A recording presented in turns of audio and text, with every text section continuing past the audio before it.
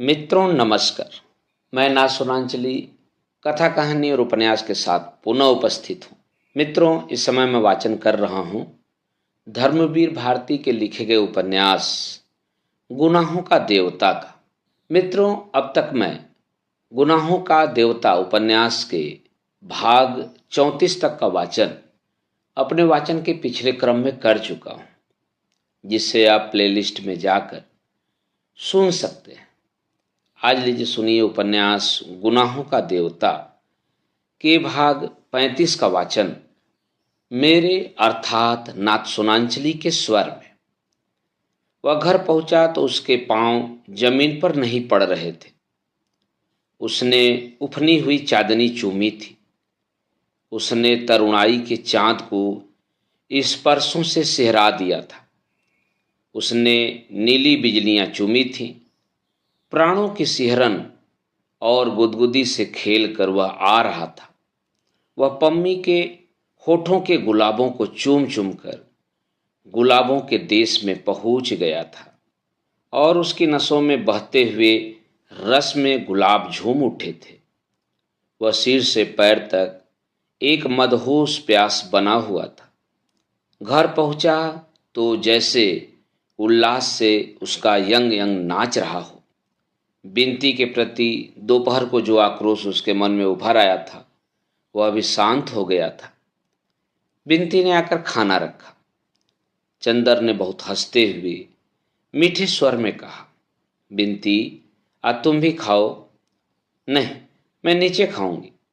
अरे चल बैठ गिलहरी, चंदर ने बहुत दिन पहले के स्नेह के स्वर में कहा और बिनती के पीठ में एक घूसा मारकर उसे पास बिठा लिया। अब तुम्हें नाराज नहीं रहने देंगे, ले खा पगली। नफरत से नफरत बढ़ती है, प्यार से प्यार जागता है। बिनती के मन का सारा स्नेह सूख सा गया था। वह चिड़चिड़ी, स्वाभिमानी, गंभीर और रूखी हो गई थी। लेकिन औरत बहुत कमजोर होती है। ईश्वर न करे कोई उसके हृदय की ममता को छू ले। वह सब कुछ बर्दाश्त कर लेती है, लेकिन अगर कोई किसी तरह उसके मन के रस को जगा दे तो वह फिर अपना सब अभिमान भूल जाती है। चंदर ने जब वह यहाँ आई थी तभी से उसके हृदय की ममता जीत ली थी। इसलिए चंदर के सामने सदा झुकती आई। लेकिन पिछली बार से चंदर ने ठोकर मारकर सारा स्नेह बिखेर दिया था। उसके बाद उसके व्यक्तित्व का रस सूखता ही गया। क्रोध जैसे उसकी बाहों पर रखा रहता था। आज चंदर ने उसको इतने दुलार से बुलाया तो लगा वह जाने कितने दिनों का भूला स्वर सुन रही है। चाहे चंदर के प्रति उसके मन में कुछ भी आक्रोश क्यों न हो, लेकिन वह इस स्वर का आग्रह नहीं टाल सकती। वह यह भली प्रकार जानती थी। वह बैठ गई। चंदर ने एक और बनाकर बिनती के मुंह में दे दिया। बिनती ने खा लिया। चंदर ने बिनती की बाह में चुटकी काटकर कहा, अब दिमाग ठीक हो गया पगली का, इतने दिनों से अकड़ी फिरती थी। हाँ? बिनती ने बहुत दिन के भूले हुए स्नेह के स्वर में कहा, खुद ही तो अपना दिमाग बिगाड़े रहते हैं और हमें इल्जाम लगाते हैं। तरकारी ठंडी तो नहीं है। दोनों में सुलह हो गई। जाड़ा अब काफी बढ़ गया था। खाना खा चुकने के बाद बिनती साल ओढ़े चंदर के पास आई और बोली, लो इलायची खाओगे? चंदर ने ले ली। छिलकर आधे दाने खुद खा लिए, आधे बिनती के मुंह में दे दिए। बिनती ने धीरे से चंदर की उंगली दांत से दबा ली। चंदर ने हाथ खींच लिया। बिनती उसी के पलंग पर पास ही बैठ गई और बोली, याद है तुम्हें? इसी पलंग पर तुम्हारा सिर दबा रही थी और तुमने शीशी फेंक दी थी। हाँ याद है। अब कहो, तुम्हें उठाकर फेंक दूं? चंदर आज बहुत खुश था। मुझे क्या फेंकोगे? बिनती ने शरारत से मुंह बनाकर कहा, मैं तुमसे उठूंगी ही नहीं। जब यंगों का तूफान एक बार उठना सीख लेता है तो दूसरी बार उठते हुए उसे देर नहीं लगती। अभी वो अपने तूफान में पम्मी को पीस कर आया था। सिरहाने बैठी हुई बिनती हल्का बादामी साल ओढ़े रह रह कर मुस्कुराती और गालों पर फूलों के कटोरे खेल जाते। आंख में एक नई चमक। चंदर थोड़ी देर देखता रहा। उसके बाद उसने बिनती को खींचकर कुछ हिचकते हुए बिनती के माथे पर अपने होठ रख दिए। बिनती कुछ नहीं बोली, चुपचाप अपने को छुड़ाकर सिर झुकाए बैठी रही और चंदर के हाथ को अपने हाथ में लेकर उसकी उंगलियां चिटकाती रही। सहसा बोली, अरे तुम्हारे कफ का बटन टूट गया है, लाओ सिल दो। चंदर को पहले कुछ आश्चर्य हुआ, फिर कुछ ग्लानि।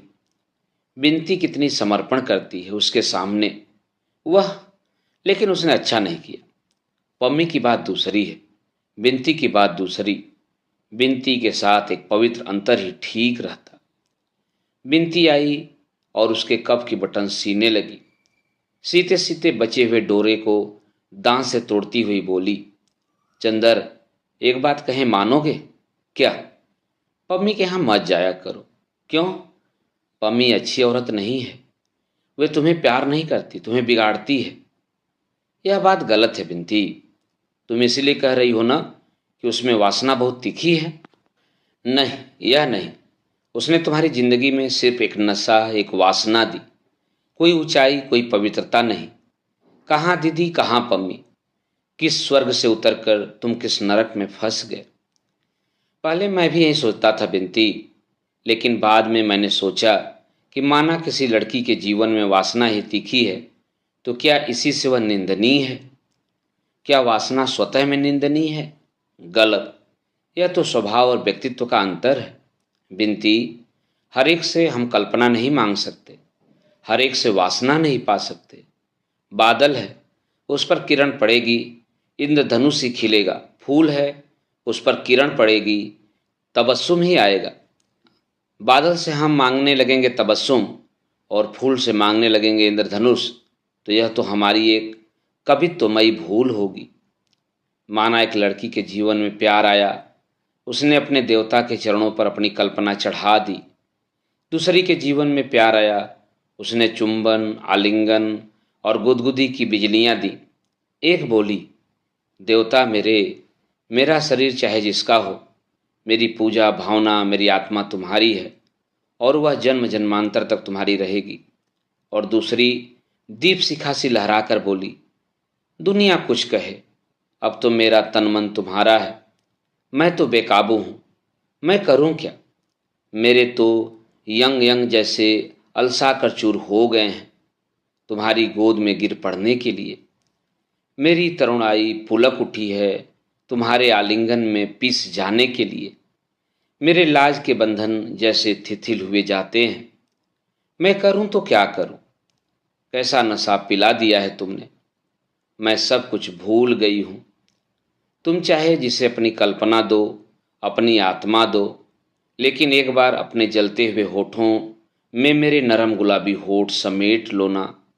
बताओ बिनती, क्यों पहली की भावना ठीक है और दूसरी की प्यास गलत?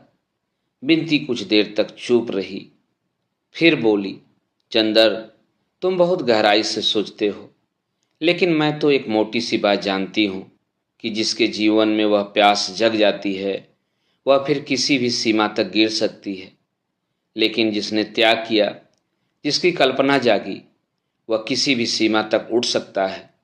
मैंने तो तुम्हें उठते हुए देखा है। गलत है बिनती, तुमने गिरते हुए देखा है मुझे। तुम मानोगी कि सुधा से मुझे कल्पना ही मिली थी, त्याग ही मिला था, पवित्रता ही मिली थी, पर वह कितनी दिन टिकी? और तुम यह कैसे कह सकती हो कि वासना आदमी को नीचे ही गिराती है? तुम आज की घटना लो, तुम यह तो मानोगी कि अभी तक मैंने तुम्हें अपमान और तिरस्कार ही दिया था। खैर, उसकी बात जाने दो। बिनती बोली, नहीं, बात आ ही गई है तो मैं साफ कहता हूँ कि आज मैंने तुम्हारा प्रतिदान देने की सोची। आज तुम्हारे लिए मन में बड़ा स्नेह उमड़ आया। क्यों जानती हो? पम्मी ने आज अपने बहुपास में कसकर जैसे मेरे मन की सारी कटुता, सारा विष खींच लिया। मुझे लगा बहुत दिन बाद मैं फिर पिशाच नहीं आदमी हूँ। यह वासना का ही दान है। तुम कैसे कहोगी कि वासना आदमी को नीचे ही ले जाती है? बिनती कुछ नहीं बोली। चंदर भी थोड़ी देर चुप रहा, फिर बोला, लेकिन एक बात पूछो बिनती। क्या? बहुत अजब सी बात है। सोच रहा हूँ पूछूं या ना पूछूं। पूछो ना।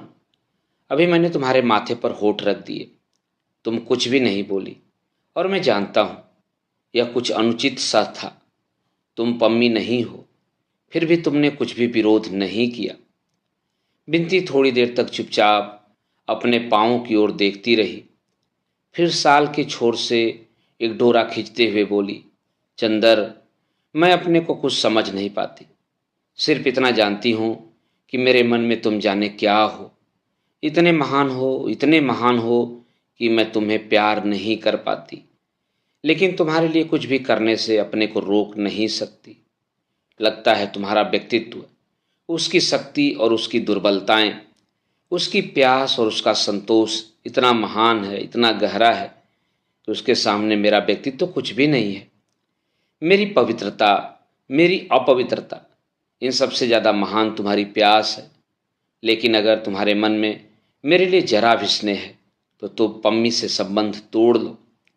दीदी से अगर मैं बताऊंगी तो जाने क्या हो जाएगा। और तुम जानते नहीं दीदी अब कैसी हो गई हैं। तुम देखो तो आंसू।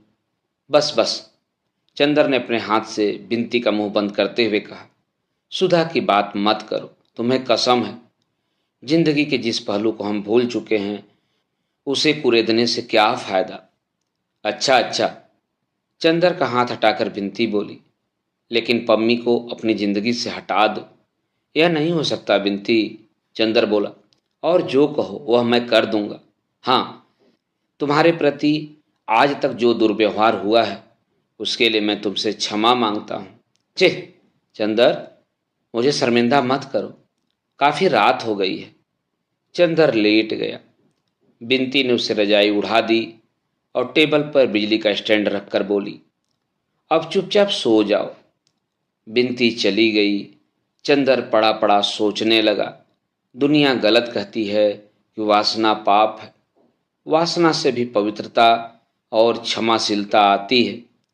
पम्मी से उसे जो कुछ मिला वह अगर पाप है तो आज चंदर ने जो बिनती को दिया उसमें इतनी क्षमा, इतनी उदारता और इतनी शांति क्यों थी। उसके बाद बिनती को वह बहुत दुलार और पवित्रता से रखने लगा। कभी कभी जब वह घूमने जाता तो बिनती को भी साथ लिए जाता था। न्यू ईयर्स डे के दिन पम्मी ने दोनों की दावत दी। बिनती पम्मी के पीछे चाहे चंदर से पम्मी का विरोध कर ले, पर पम्मी के सामने बहुत शिष्टता और स्नेह का बर्ताव करती थी। डॉक्टर साहब की दिल्ली जाने की तैयारी हो गई। बिनती ने कार्यक्रम में कुछ परिवर्तन करा लिया था। अब वो पहले डॉक्टर साहब के साथ शाहजहांपुर जाएगी और तब दिल्ली। निश्चय करते करते अंत में 1 फरवरी को वे लोग गए। स्टेशन पर बहुत से विद्यार्थी और डॉक्टर साहब के मित्र उन्हें विदा देने के लिए आए थे। बिनती विद्यार्थियों की भीड़ से घबराकर इधर चली आई और चंदर को बुलाकर कहने लगी, चंदर, दीदी के लिए खत तो दे दो। नहीं, चंदर ने बहुत रूखे और दृढ़ स्वर में कहा। बिनती कुछ क्षण तक एकटक चंदर की ओर देखती रही, फिर बोली, चंदर, मन की श्रद्धा चाहे अब भी वैसी ही हो, लेकिन तुम पर अब विश्वास नहीं रहा। चंदर ने कुछ जवाब नहीं दिया, सिर्फ हंस पड़ा। फिर बोली, चंदर, अगर कभी कोई ज़रूरत हो तो ज़रूर लिखना, मैं चली आऊँगी, समझे। और फिर चुपचाप जाकर बैठ गई। जब चंदर लौटा तो उसके साथ कई प्रोफेसर थे। घर पहुंचकर वह कार लेकर पम्मी के यहाँ चल दिया। पता नहीं क्यों बिनती के जाने का चंदर को कुछ थोड़ा सा दुख था। मित्रों, अभी आप सुन रहे थे उपन्यास गुनाहों का देवता के भाग 35 का वाचन मेरे अर्थात नाथ स्वरांजलि के स्वर में। मित्रों, अब लीजिए सुनिए उपन्यास गुनाहों का देवता के भाग 36 का वाचन मेरे अर्थात नाथ सोनांचली के स्वर में। गर्मी का मौसम आ गया था। चंदर सुबह कॉलेज जाता, दोपहर को सोता और शाम को वह नियमित रूप से पम्मी को लेकर घूमने जाता। डॉक्टर साहब कार छोड़ गए थे। कार पम्मी और चंदर को लेकर दूर दूर का चक्कर लगाया करती थी। इस बार उसने अपनी छुट्टियां दिल्ली में ही बिताने की सोची थी। पम्मी ने भी तय किया था कि मसूरी से लौटते समय जुलाई में वह एक हफ्ते आकर डॉक्टर शुक्ला की मेहमानी करेगी और दिल्ली के पूर्व परिचितों से मिल लेगी। यह नहीं कहा जा सकता था कि चंदर के दिन अच्छी तरह नहीं बीत रहे थे। उसने अपना अतीत भुला दिया था और वर्तमान को वह पम्मी की नशीली निगाहों में डुबो चुका था। भविष्य की उसे कोई खास चिंता नहीं थी। उसे लगता था कि यह पम्मी की निगाहों के बादलों और स्पर्शों के फूलों की जादू भरी दुनिया अमर है, शाश्वत है। इस जादू ने हमेशा के लिए उसकी आत्मा को अभिभूत कर लिया है। ये होठ कभी अलग न होंगे। यह बाहुपास इसी तरह उसे घेरे रहेगा और पम्मी की गर्म तरुण सांसें सदा इसी प्रकार उसके कपोलों को सिहराती रहेंगी। आदमी का विश्वास हमेशा सीमाएं और अंत भूल जाने का आदी होता है। चंदर भी सब कुछ भूल चुका था। अप्रैल की एक शाम, दिन भर लू चलकर अब थक गई थी, लेकिन दिन भर की लू की वजह से आसमान में इतनी धूल भर गई थी कि धूप भी हल्की पड़ गई थी। माली बाहर छिड़काव कर रहा था। चंदर सोकर उठा था और सुस्ती मिटा रहा था। थोड़ी देर बाद वह उठा, दिशाओं की ओर निरुद्देश देखने लगा। बड़ी उदास सी शाम थी। सड़क भी बिल्कुल सूनी थी। सिर्फ दो एक साइकिल सवार लू से बचने के लिए कानों पर तौलिया लपेटे हुए चले जा रहे थे। एक बर्फ का ठेला भी चला जा रहा था। जाओ बर्फ ले आओ, चंदर ने माली को पैसे देते हुए कहा। माली ने ठेला वाले को बुलाया। ठेला वाला आकर फाटक पर रुक गया। माली बर्फ तुड़वा ही रहा था कि एक रिक्शा जिस पर पर्दा बंधा था वह भी फाटक के पास मुड़ा और ठेले के पास आकर रुक गया। ठेला वाले ने ठेला पीछे किया। रिक्शा अंदर आया। रिक्शा में कोई पर्दा नशीन औरत बैठी थी, लेकिन रिक्शा के साथ कोई नहीं था। चंदर को ताजुब हुआ, कौन पर्दा नशीन यहाँ आ सकती है। रिक्शा से एक लड़की उतरी जिसे चंदर नहीं जानता था, लेकिन बाहर का पर्दा जितना गंदा और पुराना था, लड़की की पोशाक उतनी ही साफ और चुस्त। वह सफ़ेद रेशम की सलवार, सफ़ेद रेशम का चुस्त कुर्ता और उस पर बहुत हल्के सरबती फासई रंग की चुन्नी ओढ़े हुई थी। वह उतरी और रिक्शा वाले से बोली, अब घंटे भर में आकर मुझे ले जाना। रिक्शा वाला सिर हिलाकर चल दिया और वह सीधे अंदर चल दी। चंदर को बड़ा अचरज हुआ। यह कौन हो सकती है जो इतनी बेतलगुफी से अंदर चल दी। उसने सोचा, शायद शरणार्थियों के लिए चंदा मांगने वाली कोई लड़की हो, मगर अंदर तो कोई है ही नहीं। उसने चाहा कि रोक दे, फिर उसने नहीं रोका। सोचा खुद ही अंदर खाली देकर लौट आएगी। माली बर्फ लेकर आया और अंदर चला गया। वह लड़की लौटी। उसके चेहरे पर कुछ आश्चर्य और कुछ चिंता की रेखाएं थीं। अब चंदर ने उसे देखा। एक सांवली लड़की थी, कुछ उदास, कुछ बीमार सी लगती थी। आंखें बड़ी बड़ी लगती थीं, जो रोना भूल चुकी थी और हंसने में भी अशक्त हैं। चेहरे पर एक पीली छांव थी। ऐसा लगता था देखने ही से कि लड़की दुखी है, पर अपने को संभालना जानती है। वह आई और बड़ी फीकी मुस्कान के साथ बड़ी शिष्टता के स्वर में बोली, चंदर भाई सलाम। सुधा क्या ससुराल में है? चंदर का आश्चर्य और भी बढ़ गया। यह तो चंदर को भी जानती है।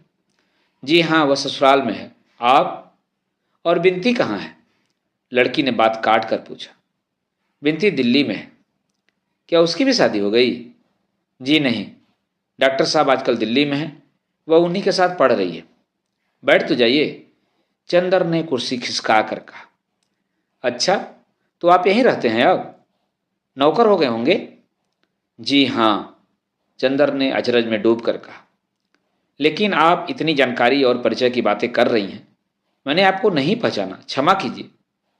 वह लड़की हंसी, जैसे अपनी किस्मत, जिंदगी, अपने इतिहास पर हंस रही हो। आप मुझको कैसे पहचान सकते हैं? मैं जरूर आपको देख चुकी थी। मेरे आपके बीच में दरअसल एक रोशनदान था। मेरा मतलब सुधा से है। ओह, मैं समझा, आप गेसु हैं? जी हाँ। और गेसू ने बहुत तमीज से अपनी चुन्नी ओढ़ ली। आप तो शादी के बाद जैसे बिल्कुल खो ही गई। अपनी सहेली को भी एक भी खत नहीं लिखा। अख्तर मियाँ मजे में हैं। आपको यह सब कैसे मालूम? बहुत आकुल होकर गेसू बोली और उसकी पीली आंखों में और भी मैलापन आ गया। मुझे सुधा से मालूम हुआ था। मैं तो उम्मीद कर रहा था कि आप हम लोगों को एक दावत जरूर देंगी, लेकिन कुछ मालूम ही नहीं हुआ। एक बार सुधा जी ने मुझे आपके यहाँ भेजा तो मालूम हुआ कि आप लोगों ने मकान ही छोड़ दिया है। जी हाँ, मैं देहरादून में थी। अम्मी जान वगैरह सभी वहीं थी। अभी हाल में वहाँ कुछ पनाहगीर पहुँचे। पनाहगीर? जी, पंजाब के सिख वगैरह। कुछ झगड़ा हो गया तो हम लोग चले आए। अब हम लोग यहीं हैं। अख्तर मियाँ कहाँ हैं? मिर्ज़ापुर में पीतल का रोजगार कर रहे हैं। और उनकी बीवी देहरादून में थी। यह सज़ा क्यों दी आपने उन्हें? सज़ा की कोई बात नहीं। गेसू का स्वर घुटता हुआ सा मालूम दे रहा था। उनकी बीवी उनके साथ है। क्या मतलब? आप तो अजब सी बातें कर रही हैं। अगर मैं भूल नहीं करता तो आपकी शादी? जी हाँ। बड़ी उदास हंसी हंसकर गेसू बोली। आपसे चंद्र भाई मैं क्या छिपाऊंगी। जैसे सुधा वैसे आप। मेरी शादी उनसे नहीं हुई। अरे, गुस्ताखी माफ कीजिएगा। सुधा तो मुझसे कह रही थी कि अख्तर मुझसे मोहब्बत करते हैं। गेसू बात काट कर बोली और बड़ी गंभीर हो गई और अपनी चुन्नी के छोर में टके हुए सितारे को तोड़ते हुए बोली। मैं सचमुच नहीं समझ पाई कि उनके मन में क्या था। उनके घर वालों ने मेरे बजाय फूल को ज़्यादा पसंद किया। उन्होंने फूल से शादी कर ली। अब अच्छी तरह निभ रही है दोनों की। फूल तो इतने अरसे में एक बार भी हम लोगों से मिलने नहीं आई। अच्छा? चंद्र चुप होकर सोचने लगा।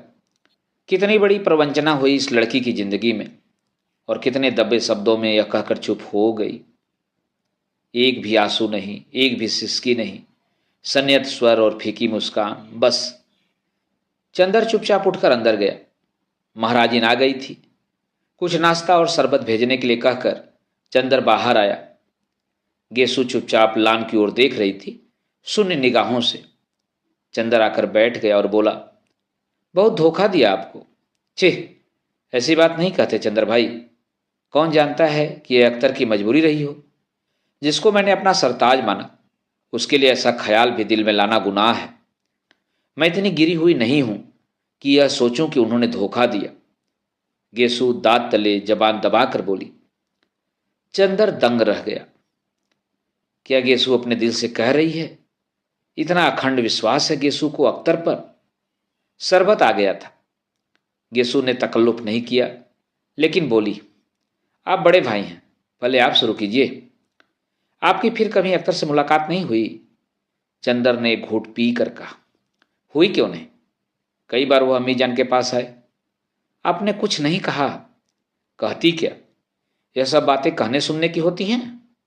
और फिर फूल वहाँ आराम से है। अख्तर भी फूल को जान से ज़्यादा प्यार से रखते हैं। यही मेरे लिए बहुत है। और अब कहकर क्या करूँगी? जब फूल से शादी तय हुई और वे राजी हो गए, तभी मैंने कुछ नहीं कहा। अब तो फूल की मांग, फूल का सुहाग मेरे लिए सुबह की अजान से ज़्यादा पाक है। गेसू ने शरबत में निगाहें डुबोए हुए कहा। चंदर क्षण भर चुप रहा, फिर बोला, अब आपकी शादी अम्मी जान कब कर रही हैं? कभी नहीं। मैंने कसम कर लिया है कि मैं शादी ताउम्र नहीं करूंगी। देहरादून के मैटरनिटी सेंटर में काम सीख रही हूँ। कोर्स पूरा हो गया है। अब किसी अस्पताल में काम करूंगी। आप? क्यों? आपको ताजुब क्यों है? मैंने अम्मी जान को इस बात के लिए राजी कर लिया है। मैं अपने पैरों पर खड़ी होना चाहती हूँ। चंदर ने शरबत से बर्फ निकालकर फेंकते हुए कहा, मैं आपकी जगह होता तो दूसरी शादी करता और अख्तर से भरसक बदला लेता। बदला? गेसू मुस्कुराकर बोली, छी चंदर भाई, बदला, गुरेज, नफरत, इससे आदमी न कभी सुधरा है न सुधरेगा। बदला और नफरत तो अपने मन की कमजोरी को जाहिर करते हैं। और फिर बदला मैं लूं किससे? उससे? दिल की तन्हाइयों में मैं जिसके सजदे पढ़ती हूं, यह कैसे हो सकता है?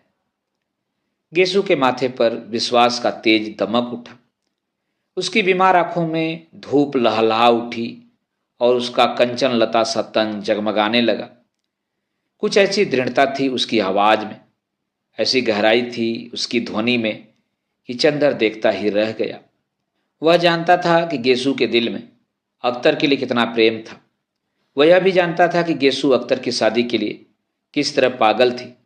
वह सारा सपना ताश के महल की तरह गिर गया और परिस्थितियों ने नहीं, खुद अख्तर ने धोखा दिया। लेकिन गेसू है कि माथे पर सिकन नहीं, भौहों में बल नहीं, होठों पर शिकायत नहीं। नारी के जीवन का एक ऐसा अमिट विश्वास था, यानी जिसे गेसू ने अपने प्रेम का स्वर्ण मंदिर समझा था, वह ज्वालामुखी बनकर फूट गया और उसने दर्द की पिघली आग की धारा में गेसू को डुबो देने की कोशिश की। लेकिन गेसू है कि अटल चट्टान की तरह खड़ी है। चंद्र के मन में कहीं कोई टीस उठी। उसके दिल की धड़कनों ने कहीं पर उससे पूछा, और चंद्र तुमने क्या किया? तुम पुरुष थे, तुम्हारे सबल कंधे किसी के प्यार का बोझ क्यों नहीं ढो पाए चंद्र? लेकिन चंद्र ने अपनी अंतःकरण की आवाज़ को अनसुनी करते हुए पूछा, तो आपके मन में जरा भी दर्द नहीं अख्तर को न पाने का? दर्द? गेसू की आवाज़ डूबने लगी। निगाहों की जर्द पंखुड़ियों पर हल्की पानी की लहर दौड़ गई। दर्द, यह तो सिर्फ सुधा समझ सकती है चंद्र भाई। बचपन से वह मेरे लिए क्या थे यह वही जानती है। मैं तो उनका सपना देखते देखते उनका सपना ही बन गई थी। लेकिन खैर, दर्द इंसान के यकीदे को और मजबूत न कर दे, आदमी के कदमों को और ताकत न दे, आदमी के दिल को ऊंचाई न दे, तो इंसान क्या? दर्द का हाल पूछते हैं आप? कयामत के रोज तक मेरी मैयत उन्हीं का आसरा देखेगी चंद्र भाई। लेकिन इसके लिए जिंदगी में तो खामोशी रहना होगा, बंद घर में जलते हुए चिराग की तरह घुलना होगा। और अगर मैंने उनको अपना माना है तो वह मिलकर ही रहेंगे, आज न सही कयामत के बाद सही। मोहब्बत की दुनिया में जैसे एक दिन उनके बिना कट जाता है, वैसे एक जिंदगी उनके बिना कट जाएगी, लेकिन उसके बाद वे मेरे होकर रहेंगे। चंदर का दिल कांप उठा। गेसू की आवाज में तारे बरस रहे थे। और आपसे क्या कहूं चंद्र भाई, क्या आपकी बात मुझसे छिपी है? मैं जानती हूं, सब कुछ जानती हूं। सच पूछिए तो जब मैंने देखा कि आप कितनी खामोशी से अपनी दुनिया में आग लगते देख रहे हैं और फिर भी हंस रहे हैं, तो मैंने आपसे सबक लिया। हमें नहीं मालूम था कि हम और आप दोनों भाई बहनों की किस्मत एक सी है। चंदर के मन में जाने कितने घाव कसक उठे, उसके मन में जाने कितना दर्द उमड़ने सा लगा। गेसू उसे क्या समझ रही है मन में, और वह कहाँ पहुंच चुका है। जिसने चंदर की जिंदगी से अपने मन का दीप जलाया, वह आज देवता के चरण तक पहुंच गया। लेकिन चंदर के मन की दीप शिखा उसने अपने प्यार की चिता जला डाली। चंदर के मुंह पर ग्लानि की कालिमा छा गई। गेसू चुपचाप बैठी थी। सहसा बोली, चंद्र भाई, आपको याद है पिछले साल इन्हीं दिनों में सुधा से मिलने आई थी और हसरत आपको मेरा सलाम कहने गया था, याद है? चंदर ने बहुत भारी स्वर में कहा। इस एक साल में दुनिया कितनी बदल गई। गेसू ने गहरी सांस लेकर कहा, एक बार ये दिन चले जाते हैं, फिर बेदर्द कभी नहीं लौटते। कभी कभी सोचती हूँ कि सुधा होती तो फिर कॉलेज जाते, क्लास में शोर मचाते, भागकर घास पर लेटते, बादलों को देखते, शेर कहते, और वह चंदर की और हम अख्तर की बातें करते। गेसू का गला भर आया और एक आंसू चूर पड़ा। सुधा और सुधा की शादी ब्याह का हाल बताइए, कैसे हैं उनके शौहर? चंद्र के मन में आया कि कह दे, गेसू क्यों लज्जित करती हो, मैं वह चंद्र नहीं हूं। मैंने अपने विश्वास का मंदिर भ्रष्ट कर दिया है, मैं प्रेत हूं। मैंने सुधा के प्यार का गला घोट दिया है। लेकिन पुरुष का गर्व, पुरुष का छल उसे यह भी नहीं मालूम होने दिया कि उसका विश्वास चूर चूर हो चुका है। और पिछले कितने ही महीनों से उसने सुधा को खत लिखना भी बंद कर दिया है, और यह भी नहीं मालूम करने का प्रयास किया है कि सुधा मरती है या जीती है। घंटा भर तक दोनों सुधा के बारे में बातें करते रहे। इतने में रिक्शा वाला लौट आया। गेसू ने उसे ठहरने का इशारा किया और बोली, अच्छा, जरा सुधा का पता लिख दीजिए। चंदर ने एक कागज पर पता लिख दिया। गेसु ने उठने का उपक्रम किया तो चंदर बोला, बैठिए अभी, आपसे बातें करके आज जाने कितने दिनों की बातें याद आ रही हैं। गेसु हंसी और बैठ गई। चंदर बोला, आप अभी तक कविताएं लिखती हैं? कविताएं? गेसु फिर हंसी और बोली, जिंदगी कितनी हमगीर है, कितनी पुरशोर, और इस शोर में नगमों की हकीकत कितनी। अब हड्डियां, नसें, प्रेशर पॉइंट, पट्टियां और मरहमों में दिन बीत जाता है। अच्छा चंद्र भाई, सुधा अभी उतनी ही शौक है, उतनी ही शरारती है? नहीं, चंदर ने बहुत उदास स्वर में कहा। जाओ कभी देख आओ ना। नहीं, जब तक कहीं जगह नहीं मिल जाती तब तक तो इतनी आज़ादी नहीं मिलेगी। अभी यही हूँ, उसी को बुलवाऊंगी और उसके पति देवता को लिखूंगी। कितना सुना लग रहा है घर, जैसे भूतों का बसेरा हो, जैसे परेत रहते हो। क्यों परेत बना रही हैं आप? मैं रहता हूँ इसी घर में, चंदर बोला। अरे मेरा मतलब यह नहीं था, गेसु हंसते हुए बोली। अच्छा, अब मुझे तो अम्मी जान नहीं भेजेंगी। आज जाने कैसे अकेले आने की इजाज़त दे दी। आपको किसी दिन बुलवाऊंगा तो आइएगा जरूर। हाँ आऊँगा गेसु, जरूर आऊँगा, चंदर ने बहुत स्नेह से कहा। अच्छा भाईजान सलाम, नमस्ते। गेसु जाकर रिक्शा पर बैठ गई और पर्दा तन गया। रिक्शा चल दिया।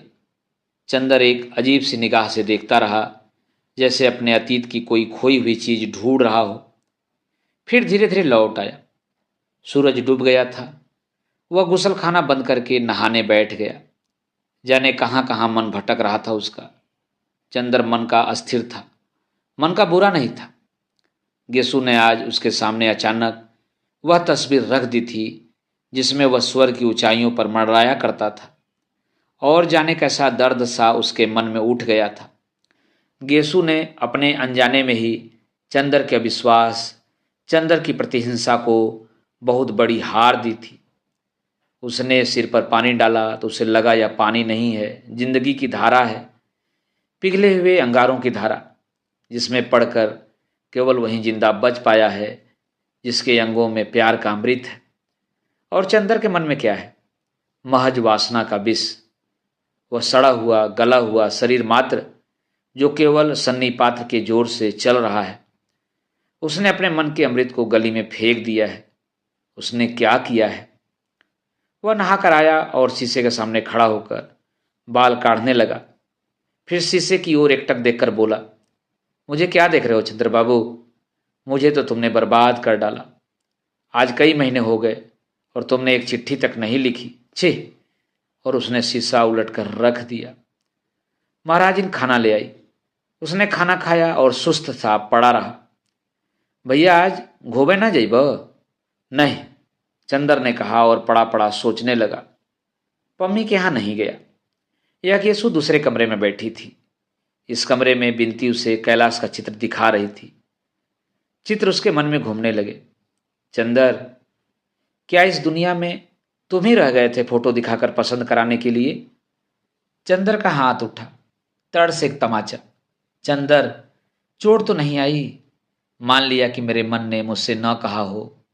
तुमसे तो मेरा मन कोई बात नहीं छिपाता। तुम शादी क्यों करना? तो चंदर, तुम शादी कर क्यों नहीं लेते? पापा लड़की देख आएंगे, हम भी देख लेंगे।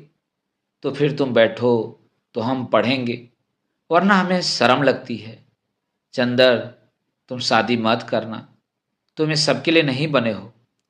नहीं सुधा, तुम्हारे वक्ष पर सिर रखकर कितना संतोष मिलता है। आसमान में एक एक करके तारे टूटते जा रहे थे। मित्रों, अभी आप सुन रहे थे धर्मवीर भारती के लिखे गए उपन्यास गुनाहों का देवता के भाग 36 का वाचन मेरे अर्थात नासुनांजलि के स्वर में। मित्रों, उपन्यास गुनाहों का देवता के आगे के भागों का वाचन आप मेरे वाचन के अगले क्रम में सुन सकते हैं। तो जुड़े रहिए कथा कहानी और उपन्यास के साथ। धन्यवाद। नमस्कार।